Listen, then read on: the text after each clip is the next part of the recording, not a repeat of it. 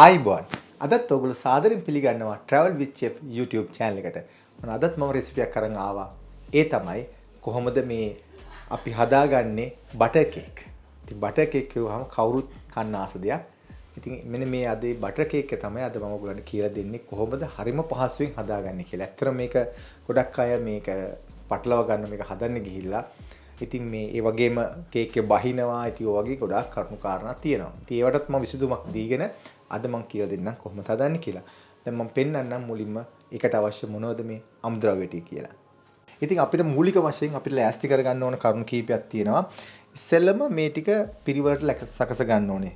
පළවෙනි එක තමයි අපි හදන මේ බේකින් ට්‍රේ එක. ඒක හරියටම අවශ්‍ය ට්‍රේ එක තමන් අරගෙන ඒකට අවශ්‍ය කරන විදිහට කොලේ මේ විදිහට එරලා කරලා ලෑස්ති කරගන්න ඕනේ. මොකද සමහර අය කරන්නේ කේක් එක හදන ගමන් තමයි මේ බේකින් මේවා ලෑස්ති කරන් හදන ට්‍රේස් එහෙම.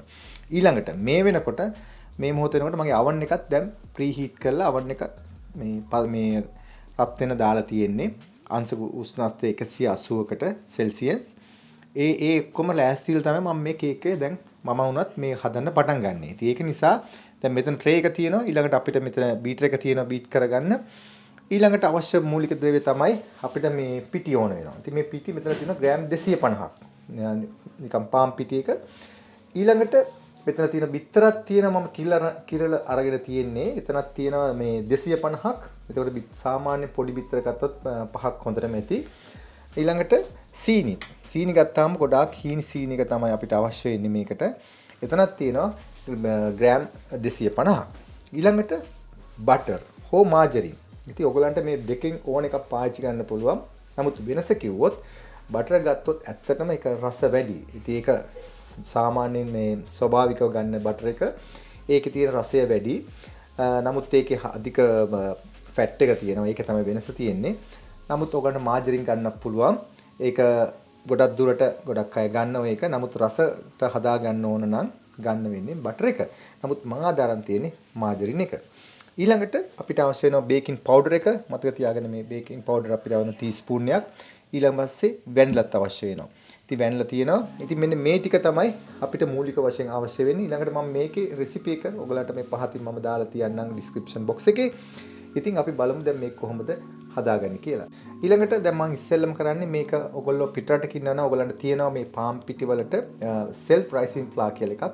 ඒකත් ඔයගලන්ට පාවිච්චි ගන්න පුළුවන් මේ කේක් එක හදාගන්න. නැත්නම් අපිට පුළුවන් පිටි 250ට බේකින් පවුඩර් 200 ටීස්පූන් එකක් මෙන්න මේ ප්‍රමාණය. මතක තියාගන්න ගොඩක් පුරවන්න එපා. මෙන්න මේ වගේ ප්‍රමාණය මේකට මම එකතු කරනවා. ඒ එකතු කරලි ඉවරලා මේක අපි 3 පාරක් හලා ගන්න ඕනේ. හලා ගන්නේ ඇත්තටම මේකේ තියෙන කැට ගතිය අයින් වෙලා මේකේ තියෙන මේ වාතය හොඳට ඇතුල් වුණාන් පස්සේ තමයි මේක හොඳට පිපෙන්න ගන්නෙ. ඉතින් මම මේ කෙටියෙන් ඔයගලන්ට පැහැදිලි කිරීමක් කරේ. මේක හොඳට මේ දෙකකට කවලම් වෙන්න ඕනේ හරි විදියට. ඒක නිසා මම මේකෙන් 3 පාරක් මම මේ වගේ මේ පිනරකින් මේක මම හොඳට හලා ගන්නවා. ඉතින් ඒක නිසා ඔයගොල්ලෝ මේක හලාගෙන මම ඔයගලන්ට පෙන්නන කොහොමද ඒක හදාගන්නේ කියලා. ඉතින් මම මේ විදියට හලා ගන්න ඔක්කොම. ඊට පස්සේ ඔයගලන්ට කොලයකටත් පුළුවන් කරන්න. නැත්නම් මම මේ විදියට මම කරනවා. ඉතින් ඔයගලන්ට පහසු විදියට ඔයගලන්ට තියෙන දේවල් අනුව බලලා ඒක කරගන්න. ඉතින් ඇත්තටම පෙනේරයක් පාවිච්චි කරනවා වඩා හොඳයි. ඉතින් අපිට මේ රෙස්ටුරන්ට් වල මේ විදියට පෙනේර නැහැ. නමුත් මේ ආකාරයෙන් මේ විදියට අපිට පුළුවන් පෙරා ගන්න. මේ වගේ 3 පාරක් පෙරා ගන්න. ඉතින් වයික පාරකුත් හලාගත්ත මේ විදියට මම නැවත වදත් මේ විදියටම නැවත හලා ගන්නවා. මම ඔයගලන්ට මේක පැහැදිලි කරගෙන පෙන්නන්න තමයි මම මේ විදියට පෙන්නන්නේ. මතකද මේ දෙවෙනි වතාව. ඒ වගේ 3 පාරක් කරගත්තාම මේක හොඳටම ඇති.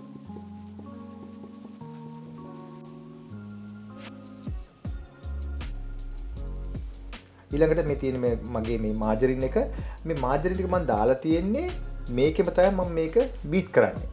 ඉතින් නැත්තම් මම මේක මිස් කරන්නේ මේ ඔක්කොම මේ භාජනයමයි. ඉතින් ඒක නිසා තමයි මම මේ වගේ ලොකු එකකටම දාලා තියෙන්නේ. දැන් මම මේකට සීනි ටික එකතු කරනවා. මේක තමයි ඊළඟ ස්ටෙප් එක. ප්‍රධාන වශයෙන් අපි බටරුයි සීනි තමයි එකට හොඳට මේ මික්ස් කරගන්නේ. ඊළඟට මම ඒකටම එකතු කරනවා වැනිලා ස්වල්පයක්. වැනිලා ටීස්පූන් එකක් ඇති. මම මේ විදිහට එච්චරයි. දැන් මම මගේ බීටර් එක අරගෙන මේක හොඳට අපි බීට් කරගන්නවා. මේකෙදී එක පැත්තක් දෙපැත්තක් කියලා නෑ. මේක හරියට බීට් වෙන්න තියෙන්න ඕනේ. නමුත් පරණ කාලේ මට මතකයි අපි හැන්දකින් කරනවා නම් අපි කමු හැන්දක් ගත්තොත් හැන්ද එක විදියට තමයි මේක මිසයි කාලේ ගොඩාක් ඉතිහාසයේ අපිට තිබුණ නැහැ ගොඩක් වෙලාට මේ වගේ මැෂින් එකක් අපිට මේක මික්ස් කරන්න. එතකොට කරේ ඇත්තටම ලී හැන්දෙන් තමයි මේ ගොඩක් වෙලාට ගෙවල් අය මේ වගේ මික්ස් කරේ. ඉතින් එතකොට කරන්න ඕනේ මතක තියාගන්න එකම පැත්තකට තමයි ඒක හරියට කෙරෙන්න ඕන. එතකොට තමයි පිළිවෙලට මේක හොඳට මේ බීට් වෙන්නේ. ඉතින් අද කාලේ මේ වගේ මැෂින් තියෙනවා දැන් අපිට මේ බීටර් තියෙනවා අපිට ටක් ගාලා මේකෙන් වැඩේ කරගන්න පුළුවන්. ඉතින් මම මේ විදිහට පටන් ගන්නවා මේක කරන්න.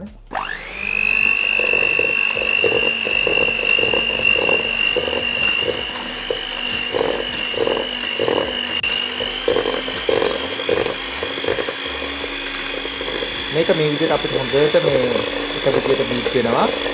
මතක තියාගන්න මේක ඕන්ට වඩා බීට් කරලා මේක තෙල් එන විදිහට කරන්න යන්න එපා. එහෙම වුණොත් වැඩේ මුළු කේකෙම වැඩේ අවුල් වෙන්න පුළුවන්. මේක හොඳට ක්‍රීමියක් වගේ මේක හොඳට මේ වගේ බීට් කරගන්න. ඉතින් ඔයගොල්ලන්ට පේනද දැන් මේක හොඳට මික්ස් වෙගෙන එන්නේ. ඊළඟට මේකේ හොඳට බලා ගන්න පුළුවන් දෙයක් තමයි මෙතන ඔයගොල්ලෝ පේනවා ඇති හොඳට මේක මික්ස් වෙන විදිය. ඒත් එක්කම මේකේ හොඳට සීනි ටික අනිවාර්යයෙන්ම හොඳට දිය වෙලා තියෙන්න ඕනේ. මතක තියන් සීනි කැටත් එක්ක මේකේ මේ බිත්තර එකතු කරන්න එපා. මේකෙදි හොඳට බලන්න ඕනේ සීනි ගතිය තියෙන එක. සීනි ගතිය නැත්නම් අපිට පුළුවන් ඊළඟට බිත්තරේ පොඩ බිත්තරෙන් බිත්තරෙක් මේකට එකතු කරන්න. ඇයි අපි බිත්තර එකෙන් එකට එකතු කරන්නේ? ඒක හොඳට මේක අපිට හොඳට කවලම් වෙන්න ඕන මේ මිශ්‍රණෙත් එක බිත්තරේ. ඒකයි අපි බිත්තර එකකින් එකට දාන්නේ. නැත්නම් බිත්තර ටික ඔක්කොම දාන්න පුළුවන්. දැම්මොත් මේක හරියට අපිට මික්ස් වෙන්නේ නැතුව යනවා. ඉතින් ඒකයි මම එහෙම පැහැදිලි කිරීමක් ඕනේ කරන්නේ. ඉතින් මම මේක දැන් පටන් ගන්නවා මේක නැවත වතාවක්. ඒත් එක මම බිත්තරෙන් බිත්තරේ මම මේකට එකතු කරනවා.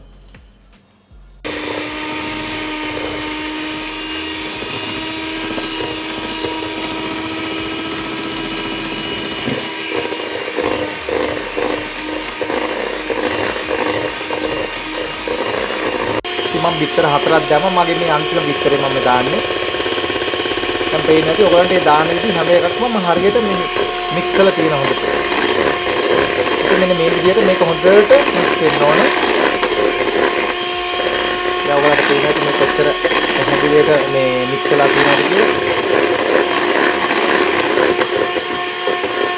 ඉතින් ඔයගලන්ට පේන්නේ නැති මෙන්න මේ ප්‍රමාණය තමයි මික්ස් වෙන්න ඕනේ. මේක ඕනට ඕවර් කරන්න එපා. ඕවර් කරොත් මේක සෙපරේට් වෙන්න ගන්නවා. සෙපරේට් වෙනවා කියන්නේ ඔයගලන්ට පේන්නේ තෙල් පෑදීගෙන එන්න ගන්නවා. එතකොට මේක වෙන් වෙනවා.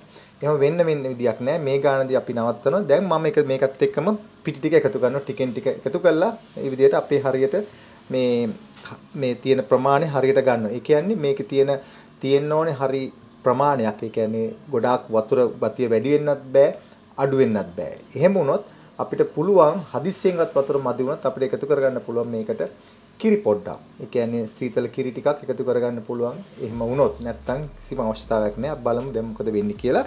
දැන් මම පිටි ටික ටිකෙන් ටික මේ විදිහට එකතු කරනවා.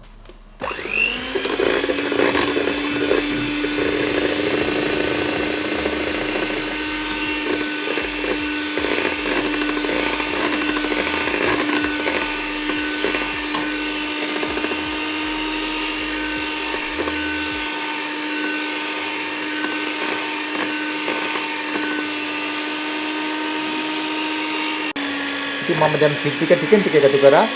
හොඳට මේක හොඳට කවලම් වෙනවා හරියටම. ඉතින් ඔයගලන්ට පේන ඇති මේක හොඳට මේ තුනියට මේ වගේ කවලම් වෙලා තියෙන්නේ. මේක හොඳට යට හොඳට බලන්න ප්‍රමාණය හොඳට මේ කවලම් වෙලාද කියලා. එන්න මේ විදිහට අපි මෙන්න ඕන.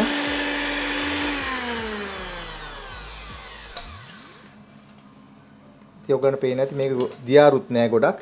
මෙන්න මේ ගානට තියෙන වැක්කිරෙන්නෙත් නැහැ. මෙන්න මේක තමයි හොඳම පදම ඇවිල්ලා තියෙනවා. දැන් මම මේක ඔයගලන්ට අපි දැන් මේක මේ බේක් කරගන්න තැටියට මම මේක දාගන්නවා. ඉතින් මේ වගේ හොඳ මේ හැන්දක් අරගෙන මේක අපි මේ විදිහට කලවම් කරලා බලනවා. මේ බලන්න හොඳට ලස්සනට තියෙන පැහැදිලියට. දැන් මම මේක මගේ තැටියට මේ ආකාරයෙන් දානවා.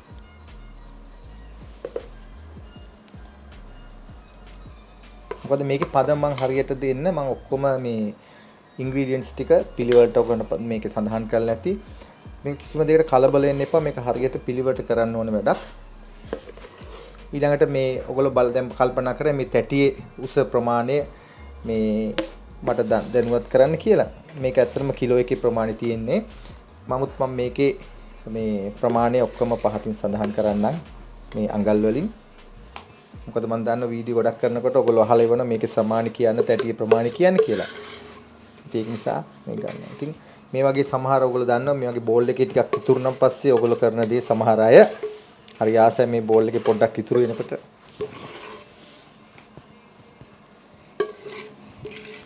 ඉතින් මේක මේ විදිහට අපි හැන්දෙන් මේක හොඳට පුරලා ගන්නවා. කිසිම දෙයක් නාස්ති කරන්න එපා.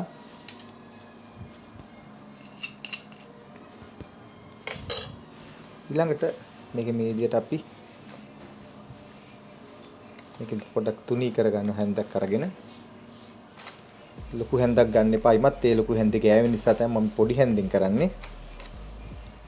ඊළඟට ප්‍රධාන වශයෙන් අපි මේක oven එකට දාන්න කලින් කළ යුතු දෙයක් තියෙනවා. ඒක තමයි මේක හොඳට මේ විදිහට මේව තට්ටු කරන්න. හේතුව මම මේක තට්ටු කරන හේතුව තමයි මේක ඇතුලේ තියෙන පොඩි පොඩි එයා පොකට් තියෙනවා. ඒ කියන්නේ හුලං කවුළු තියෙනවා ඇතුලේ. ඒ ඔක්කොම හරියටම කවුළු මුකුත් නැති වෙන තමයි මම මේ වගේ තට්ටු කරන්නේ. සමහර කේක් වල ඔයගොල්ලෝ දැකලා ඇති සමහරලාට පොඩි බිබුල් වගේ තියලා හිස් තැන් තියෙනවා. ඉතින් ඒක වලක ගන්න තමයි මම මේක මේ විදිහට මේව තට්ටු කරන්නේ.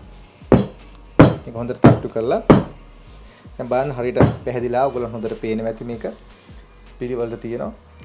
දැන් මේක තමයි මම දැන් oven එකට දාගන්නේ. උෂ්ණත්වය අංශක 160යි මේක පැයක් පමණ මම මේක බේක් කරගන්නවා. හැබැයි හැම දෙයක්ම ඔයාලගේ oven එක අනුව තමයි මේක සිදු වෙන්න ඕනේ. මොකද මගේ oven එකට මම හරි අඩු ගින්දරින් දාලා තියෙන 160 උෂ්ණත්වයේ මම මේක දැන් oven එකට දාගන්නවා.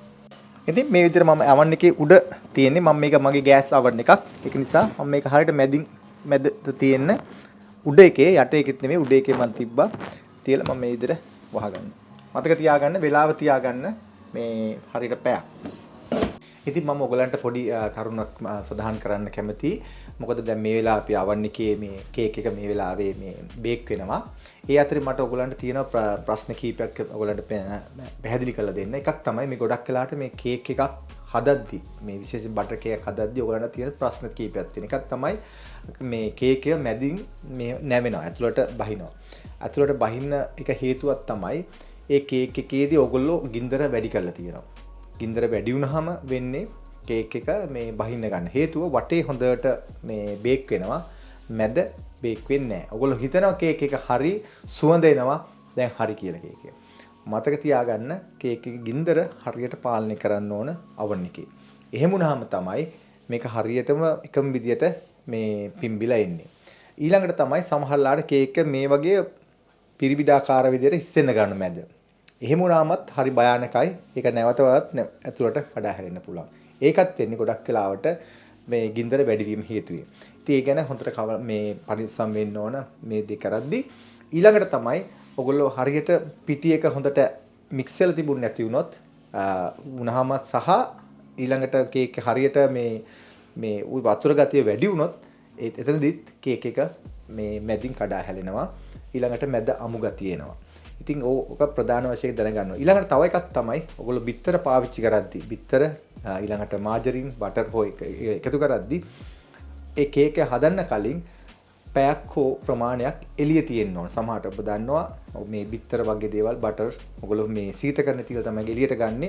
ඒ ගනිද්දි වෙන්නේ ඔයගොල්ලෝ සීතල එකතු කරනවා මේ වෙලාවේ බේකින් පවුඩර් හැම එකටම එකතු කරනකොට සීතල ගතිය වැඩි වීමනොත් මෙන්න මේ හේතුව මේ පටන් ගන්නවා මේ කේක් එක බහින්න. ඉතින් ඒක නිසා මේ බිත්තර ගනිද්දි සාමාන්‍ය මේ එළිය තියලා තමයි බිත්තර එකතු කරගන්න ඕන කේක් එකේදී. ඉතින් ඔන්න ඔය පොවගේ පොඩි කරුණු ටික ඔයගොල්ලෝ හොඳ කල්පනාවෙන් මේ ඔයගොල්ලෝ හිතේ තියාගන්න. එහෙම වුණාම තමයි කේක් එකක් හරියට හදාගන්න බැරි වෙන්නේ. ඉතින් සමහරලාට කේක් එක සම්පූර්ණ බැහැලා මේ පිපෙන්නේ නැති ගානට වැටෙනවා. ඒ කරුණ තමයි ඔයගොල්ලෝ ඒ බේකින් පවුඩර් එක පරණයි. එතකොට අලුත් ඒ බේකින් පවුඩර් පරණ වෙලා කල් නිකුත් වෙලා තියෙන නිසා අපිට ඒකෙන් ඒ තියෙන ක්‍රියාවලිය වෙන්නේ නැහැ බේකින් පවුඩර් වලින් වෙන දේ. ඉතින් එහෙම වුණාමත් ඒ දේ වෙනවා. ඉතින් ඔන්න ඔය වගේ තවත් කරුණු කීප ගොඩක් තියෙනවා. නමුත් මම මේ ඔයගලන්ට ප්‍රධාන කරුණු ටික තමයි ඔයගලන්ට මේ සඳහන් කරේ. ඔයගලගේ ඉදිරි වැඩව කරද්දි කේක් එකක් හදාගනිද්දි මේ දේවල් මේ අවම කරලා කේක් එකක් හදාගන්න කියලා. මම හිතනවා ඔයගලන්ට පැහැදිලි වෙන්නේ නැති කියලා. ඒත් එක්කම ඔයගලන්ට මොන හරි යම්කිසි ගැටලු තියෙනවා නම් මට යොමු කරන්න. මට පුළුවන් විදිහට ඔයගලන්ට කියලා දෙන්න කැමතියි. අපි බලමු තව ටිකකින් කේක් එක කොහොමද අපි හැදිලෙන්නේ කියලා. කේක් එක නම් හරිම සුවඳයි. අපි අරලා බලමු කොහොමද තත්ති කියලා මේ තියෙන හොඳටම ඇත්තටම හරිම සුවඳක් එනවා. ඒත් එක්කම මේක හොඳට මේ බේක් වෙලා තියෙනවා. හොඳට පිපිලා තියෙන උඩට මම මෙහෙම ඇනුවාම තමයි ඒක තේරෙන්නේ. හොඳටම ඇත්තටම ඒක පිපිලාද කියලා බලා ගන්න හොඳම සාධකයේ ඇතුළ කුක් වෙලාද කියලා බලන්න. ඉතින් ඒක බලලා ඇත්තට මේක හොඳටම දැන් තියෙනවා. අපි ඒක නම් එළියට අරගෙන බලමු කොහොමද මේකේ තත්ත්වය කියලා බලන්න. ඔයගොල්ලන්ට දැන් පේනවා ඇති බලන්න ඒක ඇල්ලුවම් පස්සේ උඩින් මම මේ පුන පුනා කියන්නේත් ඒකයි මේ උඩ තත්ත්වය කොහොමද කියලා බලන්න. දැන් මේක ඇත්තටම මෙහෙම ප්‍රෙස් කරාන් පස්සේ නැවත උඩට එනවා නම් ඒක හොඳම විදියට කුක් කරලා තියෙනවා. අපිට ඉතින් කූරක් දාලා අනින්න බලලා බලන්න ඕනේ නැහැ මැද.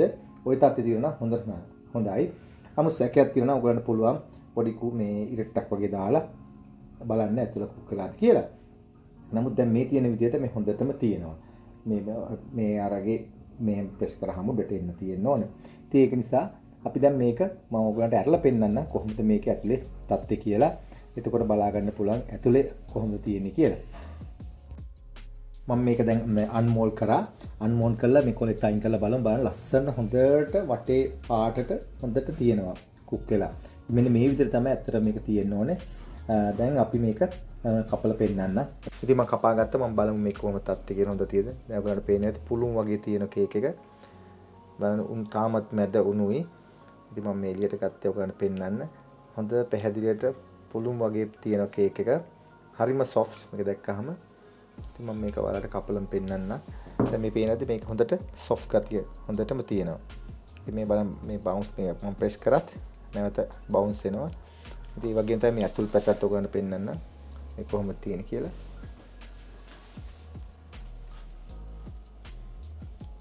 ඇතුළත් හොඳටම තියෙනවා කේක් එක. ඔන්න අද ඔයගොල්ලෝ බලාගත්ත කොහොමද මේ පුළුන් වගේ මේ බටර් කේක් හදාගන්නේ කියලා. ඉතින් හරිම පහසුයි.